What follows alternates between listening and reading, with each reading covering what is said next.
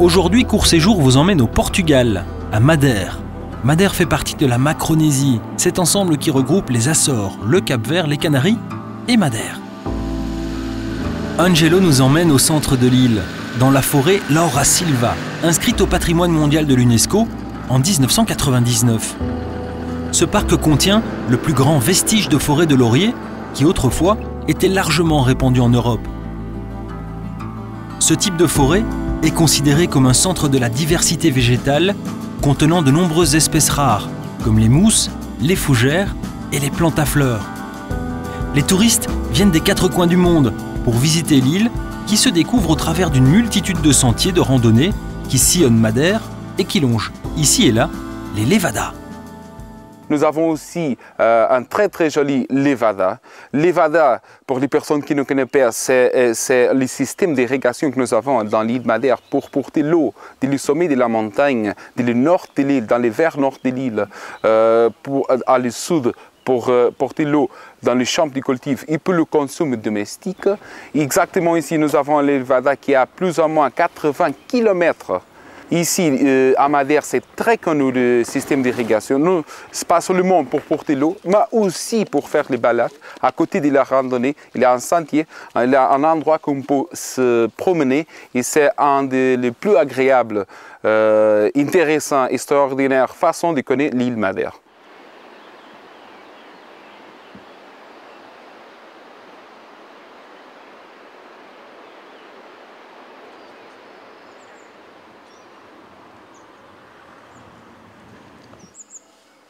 Nous arrivons sur la côte sud-ouest de l'île, devant l'église de Caleta.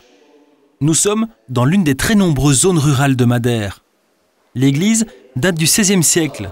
Son architecture et sa décoration intérieure reflètent d'ailleurs les traits typiques des églises madériennes et portugaises, avec les carreaux de faïence ou encore le plafond et ses peintures sur bois qui évoquent personnages sacrés et lieux de l'île.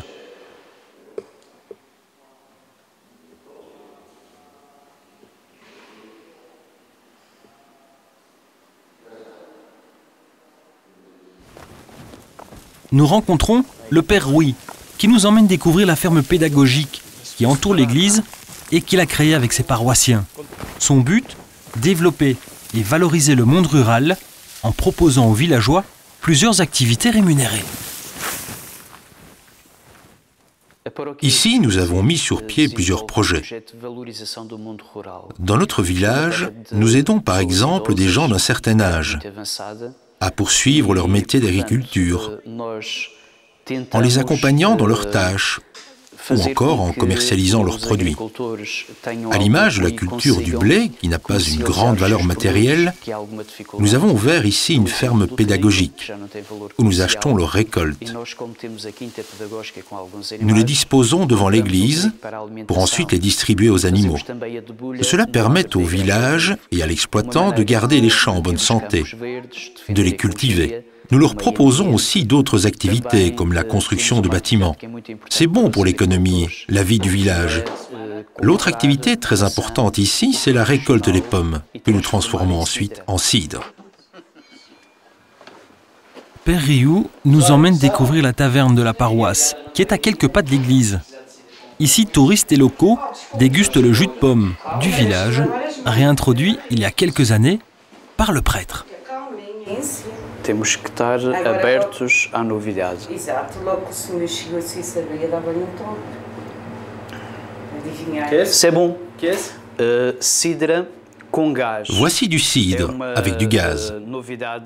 C'est une nouveauté sur le marché régional. Il est fabriqué dans le pressoir du village avec les paroissiens. Et les pommes sont cueillies aux alentours de Caleta. Notre but est de réintroduire le cidre sur le marché régional, comme c'était le cas au siècle dernier, avant que les villageois ne laissent tomber la production de cidre. Nous avons décidé de le fabriquer à nouveau, et ça marche.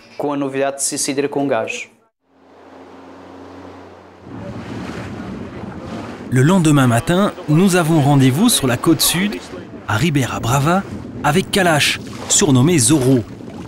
En route vers Fajá dos Padres, lieu de notre prochaine destination, notre pêcheur nous emmène dans son village logé au bord de l'eau est accessible uniquement par bateau ou par un escalier d'un peu plus de 500 marches.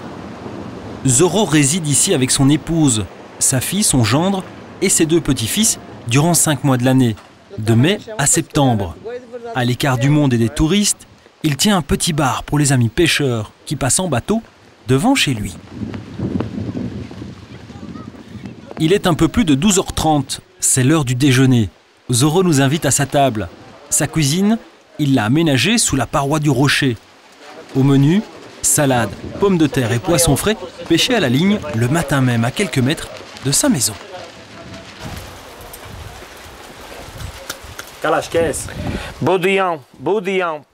Voici le bodiao. Ce poisson, je l'ai pêché avec mon petit-fils ce matin. Je l'ai attrapé avec ma canne à pêche et un hameçon. Le bodiao, c'est le meilleur poisson de Madère. J'ajoute du sel, de l'ail et de l'origan. Puis je le mets sur le grill et je le laisse cuire. Sous ce rocher, j'entrepose mon sol de mer. J'aime le laisser longtemps car il est alors meilleur. Je prépare le sel spécialement pour ce poisson. Juste pour ce poisson.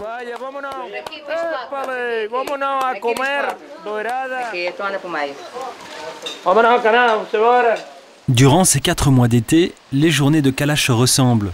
Le matin, il part en mer pour pêcher. L'après-midi, il tient son bar et s'occupe de ses petits-fils à qui il enseigne l'art de la pêche et l'amour de la mer.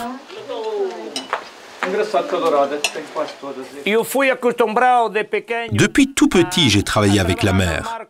Je vis avec elle. J'aime vivre à ses côtés, l'entendre respirer avec les vagues. C'est elle qui me nourrit et qui nourrit ma famille. Je l'entends la nuit et elle m'apaise. Elle me rassure. Depuis enfant, je vis à ses côtés en plein air et en pleine nature.